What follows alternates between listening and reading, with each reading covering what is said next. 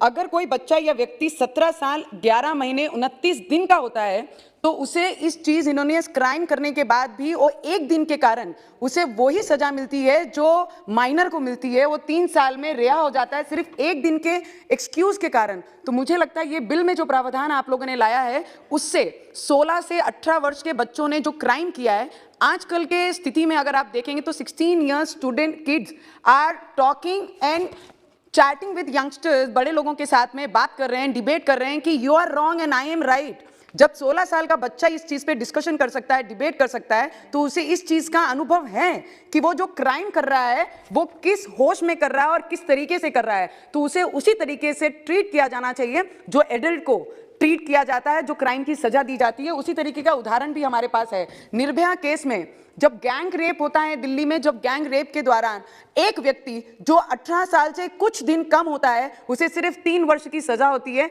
और वो छूटकर अपने घर पे चले जाता है, और बाकी लोगों को सजा होती है वो सिर्फ कुछ दिन छोटा होता है 18 वर्ष में। इसलिए ये जो नया प्रावधान ये बिल में लाया गया, इससे सही पता लगेगा कि आज जो स्थिति है बच्चों की समझदारी की, हम 25 साल पहले नहीं खड़े हैं कि 25 साल पहले जो लोग 25 साल के 20 साल के लोग मैच्योर होते थे, आजकल के बच्चे वो 16-17 साल में। हमारी टेक्निकली और हम internet, social media, Facebook, Insta, हम इतने एक्सपर्ट्स हो गए हैं कि we know every single thing कि क्या देश में हो रहा है और हम क्या मैच्योरिटी रख रहे हैं। हम अपने पेरेंट्स को बताते हैं मम्मा डैड यू आर रॉन्ग, और हम सही हैं इस चीज में बिकॉज यू आर बिहाइंड, और हम सोशल नेटवर्किंग बहुत स्ट्रांग है।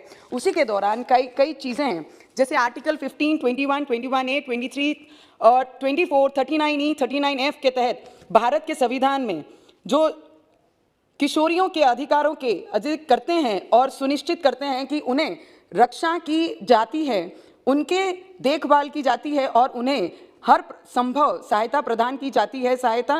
और मुझे लगता है लक्ष्मीकांत पांडे जी का एक सबसे बड़ा एग्जाम्पल है जो भारत के माननीय सर्वोच्च न्यायालय ने देखा है कि हर किशोरियों को उचित देखभाल और सभी संभव सहायता और स्नेह के उचित उन्हें सभी फैसिलिटी देनी चाहिए। ऐसे उन्होंने जब लड़ाई की उसमें दिखाई दिया, और एक उचित परिवार और अच्छे वातावरण में वो रहने चाहिए। इसलिए ये सुनिश्चित करना हमारा कर्तव्य है इन किशोरियों को सरकारों के द्वारा सर्वोच्च संभव देखभाल और सहायता प्रदान की जाए। अपने कर्तव्यों को पूर्ण करने के लिए हमें ये सुनिश्चित करना चाहिए कि इन किशोरियों के चेहरों को उन भविष्य के विकास के लिए उपभोक्ता बनाया जाए और वह न्यायतंत्र के शिकार ना बने।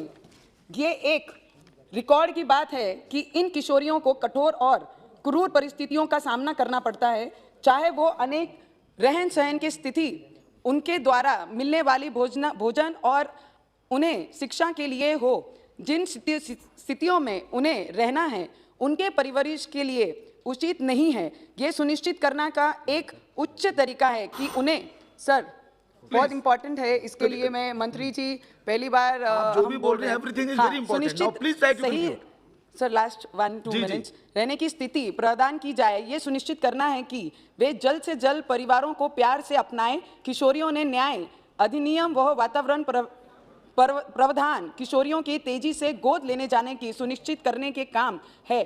जैसे जिला अधिकारी के स्तर पर गोद लेने जाने की प्रक्रिया समाप्त करने से गोद लेने की प्रक्रिया में भारी गिरावट आई, और इसके आवाज जिला मजिस्ट्रेट और अन्य अधिकारी किशोरियों के जरूरतों को सर लास्ट 1 मिनट जी जरूरतों को समझना और पूर्ण करने के लिए बेहतर स्थिति में होगा, और किशोरियों के पुनर्वास समाज में पुनः एक की उच्च सुविधा सुनिश्चित करने में सक्षम होंगी। और मुझे लगता है कि मंत्री महोदय से आखिरी कुछ चीज़ें आगे ये सुनिश्चित करने के लिए किशोरियों की अंतिम देखभाल की जाती है। बाल कल्याण समिति के ये सुनिश्चित करने के लिए सुधार की जाए कि समिति के सदस्य पेशावर हों जो ये सुनिश्चित करने के लिए शिक्षा योग्यता रखते हों कि निर्णय किशोरियों के सर्वहित में हो।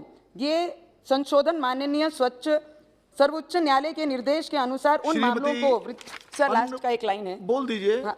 श्रीमती अन्नपूर्णा देवी आप बोलिए। मैं बोल देती हूँ लास्ट लाइन। जी। और madam I just want to request you कि जो बच्चे सिग्नल पे, जो भी छोटे छोटे बच्चे जो सिग्नल पे भीख मांगते हैं, या आप भी बहुत बार क्रॉस करते हैं, हम भी क्रॉस करते हैं, this is not related to this bill, but जो फीलिंग्स है आप सामने है और आज ये बिल आया है, तो मुझे ऐसा लगता है कि मेरे दिल से जो बच्चों को हम भीख मांगते हुए देखते हैं, उन्हें एजुकेशन की राइट्स किस तरीके से आने वाले समय में हम ला सकें, उसके ऊपर भी हमें ध्यान देना चाहिए। Thank you so much.